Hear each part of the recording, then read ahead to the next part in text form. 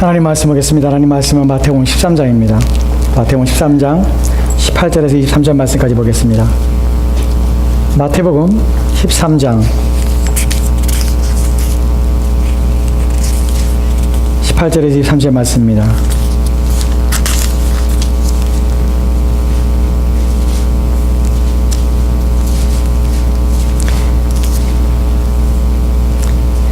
우리 찾으신 줄 알고 우리 한 절씩 우리 교도하도록 하겠습니다. 18절 말씀 제가 먼저 봉독하겠습니다. 그런즉 씨 뿌리는 비유를 들으라.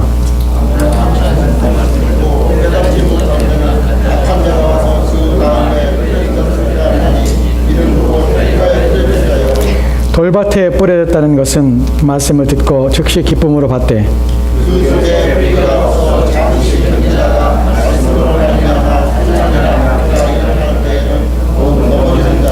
가시떨기에 뿌렸다는 것은 말씀을 들으나 세상의 염려와 재물의 유혹에 말씀이 막혀 결실하지 못하는 자요. 좋은 땅에 뿌렸다는 것은 말씀을 듣고 깨달은 자니 결실하여 어떤 것은 100배, 어떤 것은 60배, 어떤 것은 90배가 되느니라. 아멘, 아멘.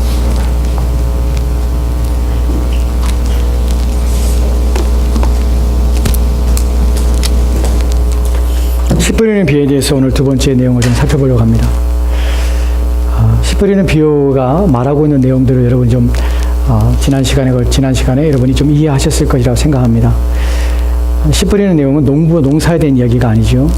땅에 대한 이야기입니다. 예수님께서 4개의 땅에 대해서 말씀하고 있는데 사실은 땅은 비유일 뿐입니다. 땅이 가리키는 것은 마음이죠. 예수님께서 말씀을 전하셨습니다. 전할 때 많은 군중이, 많은 무리들이 예수님의 말씀을 듣기 위해서 다 모였습니다. 그때 예수님께서 비유로 말씀하신 것입니다. 예수님께서 많은 무리들이 모였을 때 비유로 이 내 마음에 대해서 말씀하시는 것은 예수님이 지금 씨를 뿌리고 계신 것입니다. 말씀에 씨를 뿌리는데 너희 중에 지금 말씀을 듣기 위해서 또 말씀을 듣고 있는 가운데 있지만 너희의 마음은 4가지 중에 한 가지냐라고 말씀하는 것입니다. 그 첫 번째 마음은 가시의 마음입니다. 길가의 마음이고요. 두 번째는 돌짝밭의 마음이고, 세 번째로는 가시 덩쿨이 있는 마음이고, 네 번째는 좋은 마음이다 라는 것입니다. 이 말씀에 대해서 우리가 오늘 다시 한번 살펴보고 또 생각해 보려는 것은 이런 의미 때문에 그렇습니다. 첫 번째는요, 이 마음에 대한 예수님의 평가와 판단 속에서 우리는 마지막에 있는 네 번째 좋은 땅에 대한 것들을 생각해 보지만, 우리는 기대하지만, 실제적으로 우리 삶 속에서는 19은 다 이 좋은 땅에 좋은 마음을 가지지 못했다는 사실입니다. 물론 첫 번째, 두 번째 마음은 우리가 생각해 볼 가치도 없는 것입니다. 이 부분은 구원받지 않은 자들에 대한 마음이기 때문에 우리는 거기에 평가를 두지 않습니다. 그래서 세 번째와 네 번째 마음 속에서 대부분은 19은 어디에 그 마음이 어떤 상태로냐면 가시덩굴 안에 떨어진 말씀과 같이 마음은 가시덩굴로 가득 찬 마음으로 가득 찼다는 것입니다. 이것이 첫 번째의 비유로 우리가 생각해 봐야 될 이유입니다. 두 번째로는 그러한 사실에 대해서 사람들은 인식하지 못할 뿐만 아니라 생각조차도 하지 않는다는 것입니다. 즉 자신의 마음에 대해서, 마음의 상태에 대해서 분별력이 없다는 것입니다. 자기는 괜찮은 줄 알아요. 이것이 심각한 문제입니다. 세 번째로는 이 비유를 통해서 우리의 삶들을 돌아볼 때에 이 비유가 주는 경각심은 우리가 하나님께서 우리 가운데 주신 그 약속에 대해서 아무것도 누리지 못하는 비참함과 불행함으로 우리 신자의 삶을 마감하게 된다는 것이에요. 왜 예수를 믿는데 성경에서 신자에게 주신다는 그 약속이 왜 하나도 우리 가운데 성취되거나 우리 가운데 주신 바가 되지 않은 것처럼 느껴지는 삶을 살게 되는가? 왜 우리의 삶은 여전히 황폐한가? 왜 우리의 삶은 여전히 고통스러운가? 왜 문제와 염려거리 때문에 우리는 시달리는 마음으로 살고 있는가? 왜 우리의 마음은 평강이 없는가? 하는 부분입니다. 이 부분을 우리가 극복하지 않는다면 여러분 예수를 믿으나 평강이 없습니다. 예수를 믿으나 자유하지 않습니다. 예수를 믿는 자 가운데 주시는 위로와 힘이 여러분에 없습니다. 그것은 네 번째의 마음, 땅의 마음을 갖지 않는 한, 좋은 땅의 마음을 갖지 않는 한 여러분에게 약속은 주어지지 않는다는 사실입니다. 그렇기 때문에 우리는 이 약속에 대한 것들을 다시 한번 되새겨보고 우리 자신을 분별하여서 우리로 하여금 좋은 땅, 좋은 마음으로 우리의 마음이 바뀌어져서 그리하여 성경에 약속된, 신자에게 약속된 그 풍성한 은혜가 우리 삶에 가득하기를 소망하여 이 말씀을 대하는 것입니다. 먼저 그 약속을 다시 한번 보도록 합시다. 요한복음 10장 10절 말씀에 이렇게 주님께서 약속하고 계십니다. 같이 한번 읽겠습니다. 시작.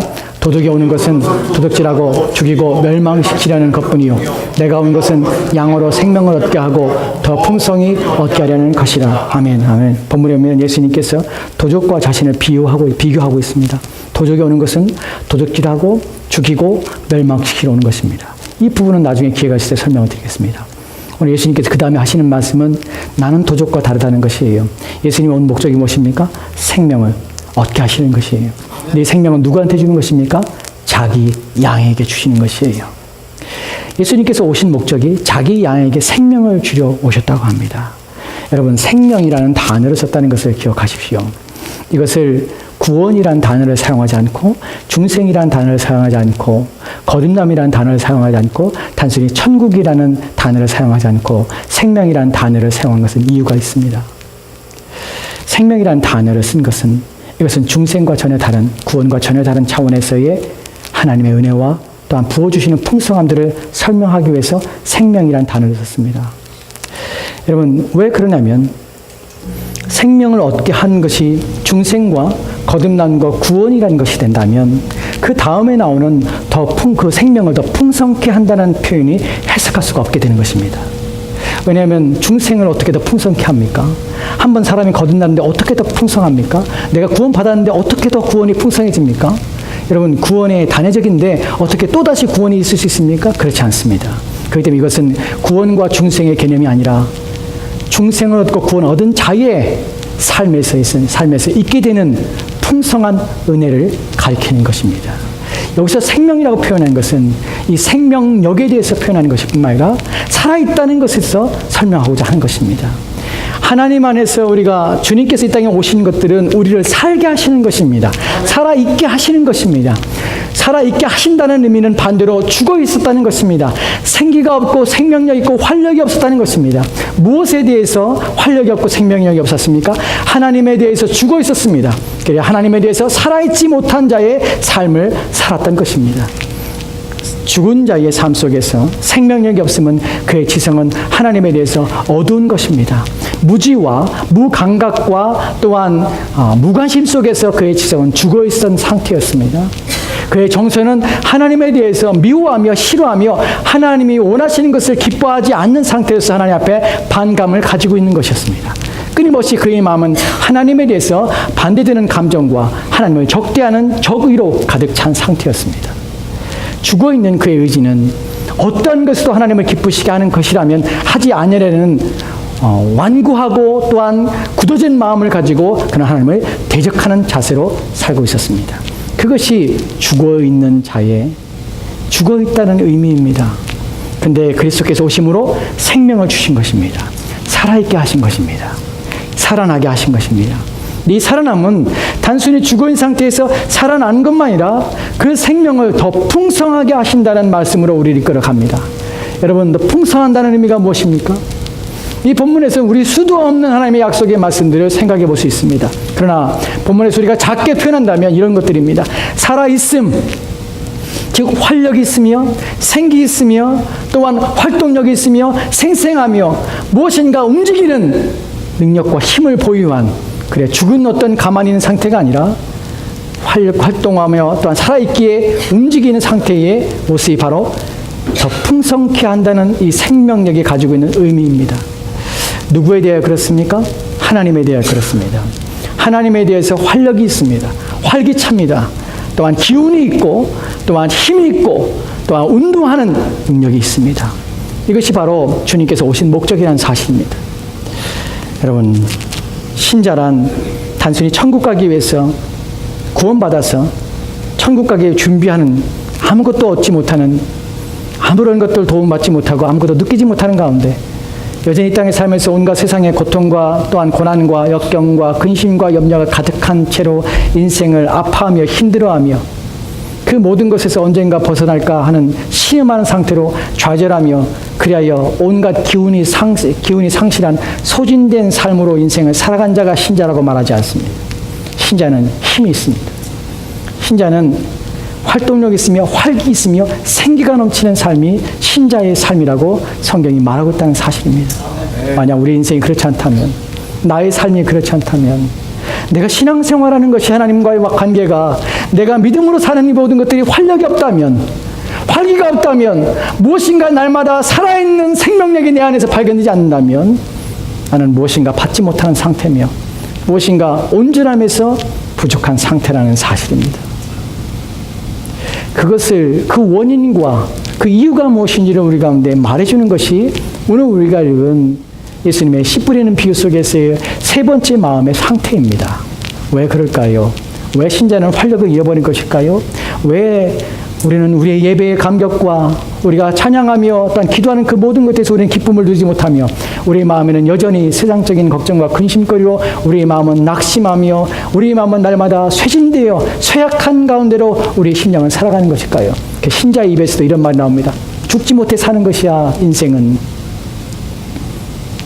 만약 그렇게 인생을 살고 있다면 그것은 성경이 또한 그리스도께서 우리 가운데 약속하신 것이 아니란 사실을 기억하십시오.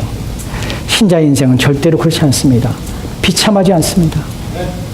비참하지 않다는 것은 문제가 없다는 말은 아닙니다. 문제가 있지만 신자의 인생은 낭망 속에서 절망 속에서 비참한 가운데 인생을 살거나 곤고한 가운데서 그의 마음에 둘 곳 없어 정처 없이 부평초처럼 떠다니는 인생이 아니란 사실입니다. 그것은 신자의 누리는 삶이 아닙니다. 무엇인가 문제가 있는 것입니다. 누가복음 8장 14절 말씀을 보도록 합시다. 같이 읽겠습니다.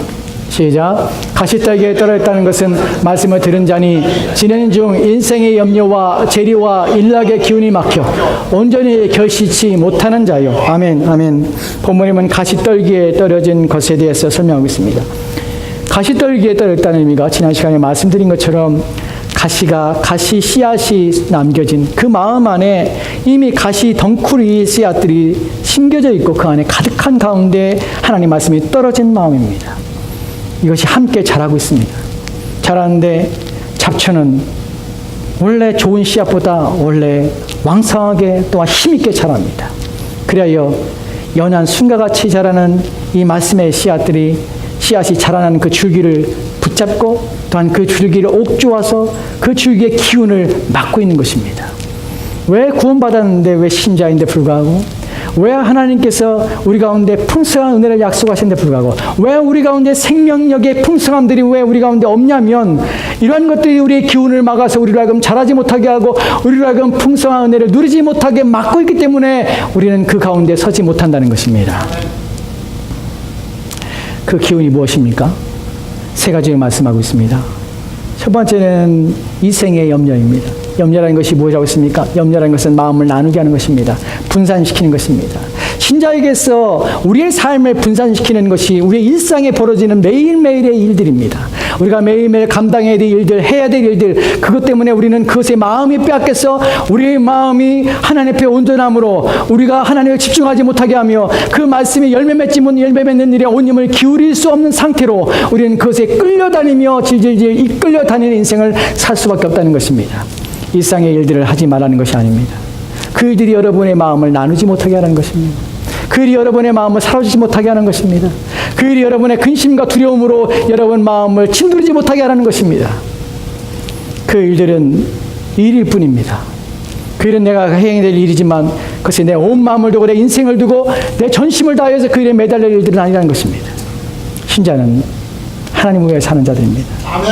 그 마음을 주께 주어야만 여러분 마음에 평강이 찾아옵니다. 그 일이 잘 되건 잘못되건 그것 때문에 우리 마음은 노심초사하며 걱정하며 근심합니다. 내가 원하는 대로 되기 원하여 내가 원하는 대로 이루기 원하여서 우리는 그것 때문에 마음이 분주합니다. 그것이 이루어진다고 해서 또한 그것이 이루어지지 않는다고 해서 우리 인생에 큰 문제가 되지 않는 일임에도 불구하고 우리는 그것 때문에 우리의 마음이 무너지고 우리의 마음이 이끌려서 하나님을 향하는 우리의 마음들은 사라지게 되는 것입니다. 그것이 이생의 염려입니다. 두 번째로는 재리입니다. 마태복음에서는 재리의 유혹이라고 합니다. 유혹이란 단어보다는 재물의 속임이라고 표현하는 것이 더 맞습니다. 재물의 속임이라는 건 말씀드린 대로 재물에 대해서 재물이 우리 가운데 약속하는 것들이 결코 찬이 아닌데 불구하고 우리는 그것에 미혹되어 살아갑니다. 그것이 우리 인생에 준다고 약속하는 그 모든 것들이 헛된 것이며 거짓인 것입니다. 결국 우리가 욕심을 내서 이 땅에 얻는 그 모든 것들은 주님 오시는 그날에 헛된 것이며 우리가 가지고 우리가 소유한 이 땅의 모든 것들은 오히려 그것이 우리로 재앙의 근거가 되며 심판의 근거가 된다는 사실을 우리는 전혀 모른 채 속고 이 땅의 것으로 채워가며 쥐며 소유하며 가지려 하며 우리의 탐욕과 욕심에 따라 인생을 살게 되는 것입니다. 결국 그날에 우리가 쌓은 것만큼 우리는 하나님의 진노를 받게 될 것입니다. 우리는 이 땅에 있는 것이 필요한 줄 압니다. 하지만 그것은 우리가 삶에 있어서 필요한 것이 뿐만 아니라 뿐일 뿐 우리의 마음을 다하여 우리가 사모하며 우리가 그것을 섬기며 따르며 쫓아야 될 우리 인생에 있어 하나님보다 더 중요한 것들은 결코 아니란 사실입니다. 필요한 것을 위해서 목숨을 걸지 마십시오. 사소한 것에 목숨을 거는 사람들이 있습니다. 여러분, 그러한 것들 때문에 우리 인생의 탐욕과 욕심에 이끌려서 우리 인생을 망가지게 하여서 우리 마음에 하나님 두기보다는 이 땅에 눈에 보이는 것들과 우리를 만족시키는 것을 얻으려, 취하려, 가지려 하는 그 상태로 말미암아 우리의 마음은 좋은 마음이 아니라 그것들이 우리를 옥죄 말미암아 우리 마음에 심겨진 하나님 말씀이 열매를 맺지 못하게 되는 것입니다. 또한 본문에서 일락이라고 표현된 것은 쾌락입니다. 순간이라고 쾌락은 말씀을 드리고 싶습니다. 순간의 쾌락은 찰나의 쾌락을 말하는 것은 아닙니다. 어느 일정 기간에 기쁨을 줄 수 있고 만족을 줄 수 있습니다. 그러나 그것은 육체적인 것입니다. 그것에 이끌려서 그 만족을 얻기 위해서 우리는 무엇인가 많은 것들을 얻고 또한 취하고 또한 가지려는 욕구는 우리의 마음속에 흡족한 마음, 우리의 쾌락을 즐기기 위해서 우리가 소비하는 즐거움들과 우리가 향락을 누리는 즐거움과 그것을 행하는 즐거움이 가져지는 그 기쁨 때문에 우리는 그 일을 마다하지 않고 하는 것입니다. 그래 육신에 따라서 우리는 그 즐거움에 취하여서 마땅히 행해야 될 책임과 의무는 다 무시한 채 우리 인생은 그렇게 헛되게 살아가게 되는 것입니다. 이것이 우리를 옥죄이고 우리를 짓누르는 것입니다. 본문에서 보면은 이 사람은 세 번째 마음을 가진 사람은 구원받은 신자입니다. 불쌍한 신자입니다. 가련한 신자입니다. 왜 이 사람이 신자라고 우리가 이해할 수밖에 없냐면 말씀을 듣고 지내는 중에라는 표현 때문에 그렇습니다. 이 사람 말씀을 들었습니다. 그리고 지내고 있습니다. 어떻게 지내냐면 들은 바 말씀이 무엇인가 이 사람에게 찔림이 되었다는 것입니다. 지내는 동안에 하나님 말씀에 실천하려고 애를 썼습니다. 무엇인가 하나님 말씀을 들을 때 가슴에 뻥 치는 무엇인가가 있었습니다. 너 이렇게 살면 안 되지라는 절박함의 순간도 있었습니다. 너의 인생에 대해서 무엇이 너에게 중요한 것이냐 라는 물음이 그 자괴감들이 자신의 마음에 드는 적도 있습니다. 하나님 말씀이 강하게 내 심령을 파고들어서 나로 하여금 꼼짝 못하게 하는 그 절박함 속에 하나님 앞에 설 수 있었습니다. 그것 때문에 우리 안에 노출된 그 죄악으로 말미암아 우리 마음은 슬퍼하며 눈물을 흘릴 때도 있었습니다. 그런데 문제는 그 절박함과 우리 인생에 만나는 고통 속에서 우리 신음함 때문에 하나님을 부르짖으며 하나님께 찾고자 하는 그 마음이 곧 식어지며 곧 퇴색되어지며 곧 우리 마음속에 사라져간다는 것입니다. 그리하여 그것이 결국 우리의 행위의 변화와 우리의 삶의 변화로 나아가지 못하는 것입니다. 왜냐하면 본문에서 막혀라는 표현이 목을 조르는 것입니다. 그렇게 살지 못하도록 목을 조르는 것 때문에 우리는 더 이상 하나님께 가까이 나아갈 수 없는 것입니다. 우리 마음에 그렇게 감동을 주었던 것들도, 우리 마음에 충격을 주었던 말씀들도, 우리 마음에 그 깨어났던 그 지옥에 대한 두려움들과 하나님의 진노에 대한 두려움들도 다 사라지는 것입니다. 왜냐하면 목을 조르는 것 때문에 숨을 쉴 수 없는 상태가 되어서 우리는 더 이상 그것을 생각하지 못하고 이 땅에 사는 것에 목숨을 걸고 이 땅에 사는 것에 매여 있는 것으로 돌아가게 되는 것입니다.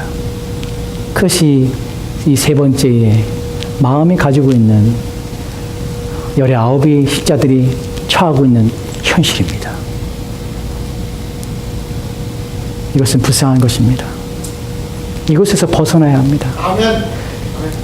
주께서 우리 가운데 원하시는 것은 네 번째의 마음입니다. 우리 인생이 이렇게 비참하도록 우리를 구원하신 것이 아닙니다. 여러분, 그런 절박함에 하나님 앞에 그런 기도를 드려본 적이 없습니까? 왜 나를 구원하였습니까? 이렇게 살려면 왜 나를 구원하였습니까? 예수를 믿는 것이 이 정도밖에 수준이 안 된다면, 내가 하나님 믿고 있는 것이 이 정도밖에 안 된다면 나를 왜 구원하셨습니까? 내 삶이 왜 이렇게 변화가 없습니까? 내 삶에서 왜 이렇게 하나님 믿는데 내 마음은 이렇게 끊임없이 공고함 가운데, 의미 없는 가운데, 삶의 목적과 또한 방향성을 상실한 가운데, 내 인생은 이렇게 비참한 가운데 버려진 것처럼, 하나님 어디 계십니까? 무엇 때문에 나를 구원하셨습니까? 내 마음은 괴로움뿐이 없습니다. 오히려 내 마음은 편안하지 못할 뿐만 아니라 내 마음은 오직 하나님 말씀의 법 때문에 내 마음은 짓눌려 있는 상태에 있습니다. 이 공고함에서 나를 어찌 시옵니까? 내가 무엇을 해야 됩니까? 하나님의 나와도 평강이 없습니다. 주의 주 앞에 나와 예배를 드려도 평안이 없습니다. 찬양을 드려도 그 마음에 감동함이 없습니다. 마치 상한 자처럼, 마치 아무런 것도 느끼지 않는 것처럼, 때로는 내가 구원받았는지, 내가 예수를 믿고 있는지, 나는 과연 천국에 갈 수 있는지 온갖 두려움과 의심들이 내 마음을 휩싸고 쓸고 내 마음을 짓누릅니다. 그 온갖 두려움 때문에 내 신앙이 흔들리고 내 믿음이 흔들립니다. 과연 이대로 신앙생활 하는 것이 옳은 것인가? 나는 교회 생활을 계속 해야 되는가? 하는 질문까지 우리의 마음에 들기 시작합니다. 이러한 삶은 세 번째 마음을 가진 자들은 평생 동안 있는 마음입니다. 심지어는 그의 인생이 마치는 그날에 자기가 어디로 가는지 모르는 두려움 속에서 자기 인생을 마칠 수 있습니다. 이것이 공포입니다. 이것이 얼마나 안타까운지 모릅니다. 신자임에도 불구하고. 그렇다면 네 번째, 성경에서 주님께서 우리 가운데 말씀하신 좋은 마음이라는 어떤 상태인지를 봅시다. 네 번째 볼 때 마태복음 13장 23절 말씀 보도록 하겠습니다. 같이 읽겠습니다. 시작. 좋은 땅에 뿌려졌다는 것은 말씀을 듣고 깨닫는 자니 결실하여 어떤 것은 100배, 어떤 것은 60배, 어떤 것은 30배가 되느니라 하시니라. 아멘, 아멘. 네 번째 마음에 대해서는 다음 시간에 말씀을 드리도록 하겠습니다. 물론 첫 번째, 두 번째 마음에 대해서도 말씀을 드릴 것입니다. 본문에서 네 번째 마음에 대한, 이 마음에 대해서 중요한 것은 결실한다는 표현입니다. 우리의 온전한 상태는 무엇이냐면, 주님께서 우리 가운데 바라는 것은 무엇이냐면 결실하는 것입니다. 열매를 맺는 것입니다. 이 열매를 맺는 데 있어서 이 사람이 세 번째와 전혀 다른 점은 무엇이냐면, 열매를 맺되 열매를 지속적으로 맺는다는 것입니다. 열매가 그치는 법이 없습니다. 한 번 맺고 어쩌다 한 번 맺는 것이 아닙니다. 가끔가다 열매를 맺는 것이 아닙니다. 이 세 번째, 네 번째의 마음은 지속적으로 그 마음의 상태가 하나님 앞에 열매를 계속해서 맺어가는 상태에 있는 사람이라는 것입니다. 어떻게 이것이 가능할까요? 왜냐하면 네 번째의 마음 상태 자체가 열매를 맺을 수밖에 없는 마음이기 때문에 그렇습니다. 마음의 상태를 살펴보기 전에 이 열매라는 것을 살펴봅시다. 이 열매에 대해서 우리가 더 많은 이야기를 할 수 있지만 간단하게 우리가 여러분에게 말씀드린다면, 이 열매라는 것은 무엇인가 행하는 것이 아닙니다. 여러분 마음에 하나님을 두고, 여러분 마음에 하나님에 대한 향한 열마음들을 두고, 여러분이 하나님을 의지하여 여러분은 하나님을 위하여 살고자 하는 그 마음으로 여러분의 모든 것들을 행하는 것이 다 열매입니다. 성경이 심지어 우리의 입술의 열매로 하나님을 찬양하는 것 또한 열매라고 표현하고 있습니다. 열매는 각양각색 다른 것입니다. 내가 주를 위하여 사는고자, 주를 위하여 마음 먹고자, 주를 위하여 행하는 그 모든 것들은 하나님 말씀과 결부되어 그 말씀에 의지하여 내 마음의 선한 동기와 또한 내 마음에 행하고자 하는 그 모든 것들이 오직 주께로 초점을 맞춰줘서 행하는 그 모든 것들은 그 안에 모든 육신의 정욕과 탐욕과 욕망과 내 자신을 위한 삶이 아니라 그 모든 것들이 내가 아닌 하나님을 위한 모든 것들은 하나님 앞에 영광을 돌리며 하나님의 열매가 됩니다. 아멘. 여러분, 그러나 우리는 초점 맞추는 데 있어서 모든 것들이 하나님께 중심으로 마음을 나누지 않고 그 모든 것들 하나님 중심으로 우리 인생을 살아간다는 것은 결코 쉬운 일이 아닙니다. 이것은 훈련이 필요하고 끊임없는 노력이 필요합니다. 왜냐하면 우리의 마음들은 쉽게 나뉘며 분리가 되기 때문에 그렇습니다. 우리 마음이 일치되어서, 우리 마음이 고정되어서, 우리 마음을 지켜서, 우리 마음이 나뉘지 않고, 우리 마음이 흐트러지지 않게, 그래 우리 마음을 지키는 그 일을 통하여서 우리는 열매 맺는 삶을 살게 되는 것입니다. 그 다음으로 우리가 생각해 볼 것은, 여러분, 열매를 맺지 않는 세 번째의 상태도 그렇게 나쁘지 않을 것 같다고 생각하는 사람이 있을 수 있습니다.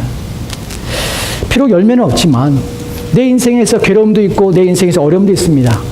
신앙생활하는 것 그렇게 기쁘진 않지만 그냥 이대로 지금 살아가는 것이 만족스럽고, 내가 그렇다고 해서 딱히 하나님께 온 인생을 들여서 삶을 들여서 헌신하지 않지만 내가 육체대로 내 육신에 따라 사는 것도 뭐 별반 나쁠 것 같지 않은, 그래서 지금 이 상태, 세 번째의 마음의 상태로 내 몸에서 내 육체 가운데서 내 심령 가운데 올라오는 이 가시덩굴과 함께 더불어서 내 비록 영적인 면에서는 무지하고 영적인 면에서는 볼품없으며 영적인 것은 남길 것이 없지만 그래도 나는 구원받았기 때문에 나는 괜찮다고 생각하는 그런 열매 없는 마음으로 자기의 삶에서 안주하려고 하는 자들에게 주님께서는 열매 없음이 얼마나 저주스럽며 열매 없음이 얼마나 비참한 상태인지 우리 가운데 말씀하고 있습니다. 심지어는 세례 요한은 이렇게 말합니다. 도끼가 나무 뿌리에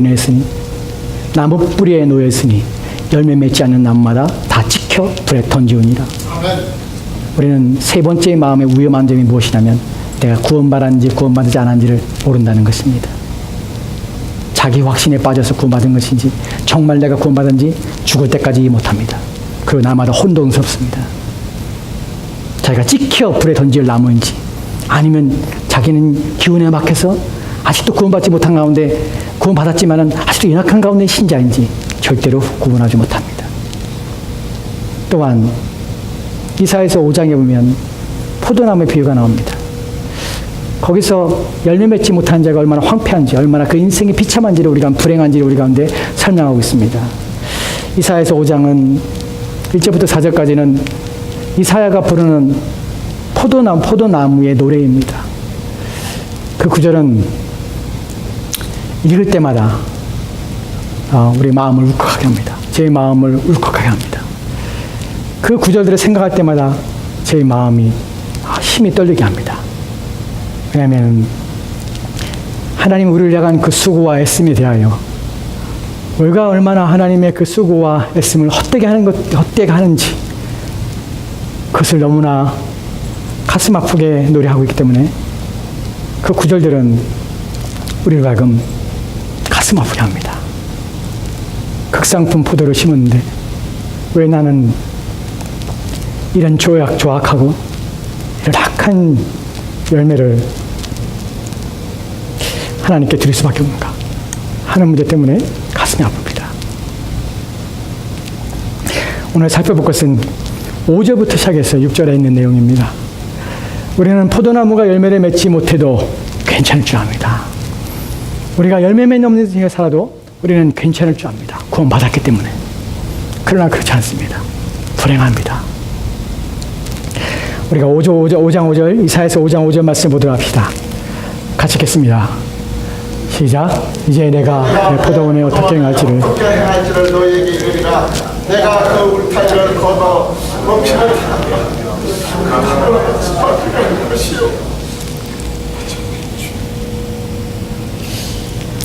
본문에 보면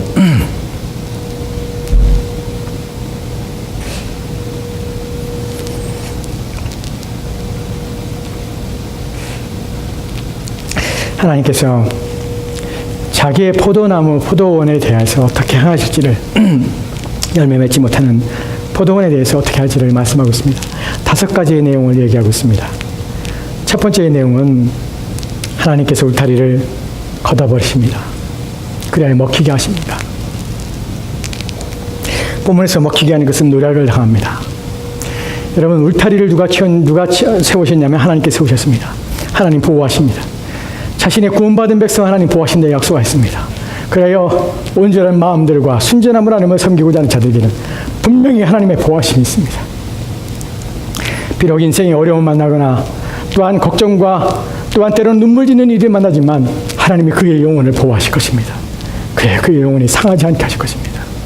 그러나 열매 맺지 않은 그 나무에 대해서는 하나님 그 보호하심을 걷어버리십니다. 먹히게 하십니다. 노략을 당한다는 것은 누가 노략질하는 것입니까?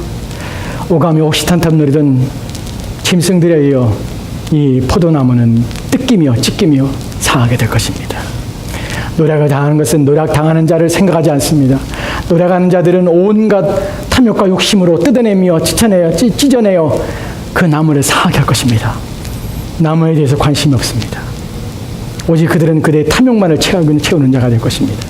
왜 신자의 인생이 노략질 당하는 인생이 되냐면 왜 수고하며 얻은 것처럼 보이지만 무엇인가 거둬들인 것처럼 보이지만 무엇인가 얻은 것처럼 보이지만 끊임없이 여기저기에서 뜯기며 여기저기에서 상하는 인생이 되냐면 왜냐하면 하나님의 보호하심이 우리 인생에 없기 때문에 그렇습니다. 너희가 수고하여 거둘지라도, 너희들이 애를 써서 너희 인생에 거둘지라도 그 모든 것들이 어떤 바람을 잡는 것처럼 바람을 씹는 인생이 될 것이라고 하나님 말씀하십니다. 여러분 인생에 노략질 당하는 인생이 있다면 여러분의 열매가 없기 때문에 하나님의 보호하심에서 여러분이 제외되었기 때문에 그렇다는 것입니다. 두 번째로는 하나님께서 그 담을 허무셔서 짓밟히게 하십니다. 짓밟힌다는 것은 지배를 당하는 것입니다. 신자를 누가 지배하냐면 하나님께서 지배하고 하나님께서 다스리셨습니다. 우리의 다스리시는 은혜로우신 하나님은 은혜와 자비와 긍휼로 우리를 지배하시고 우리를 다스려 주셨습니다. 그의 지배의 방법과 통치의 방법은 사랑이었습니다.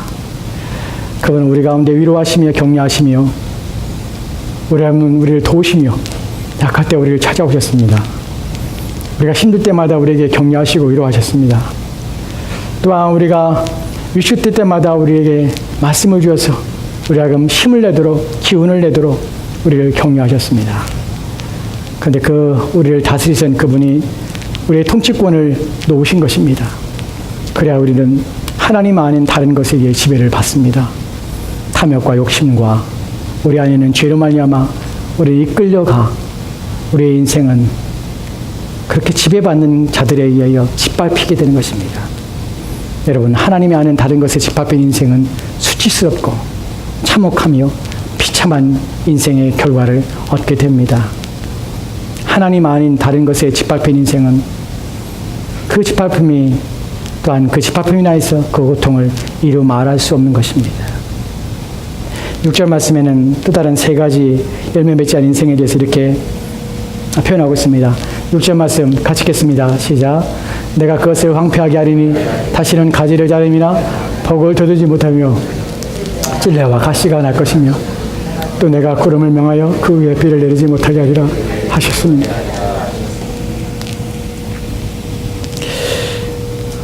여러분,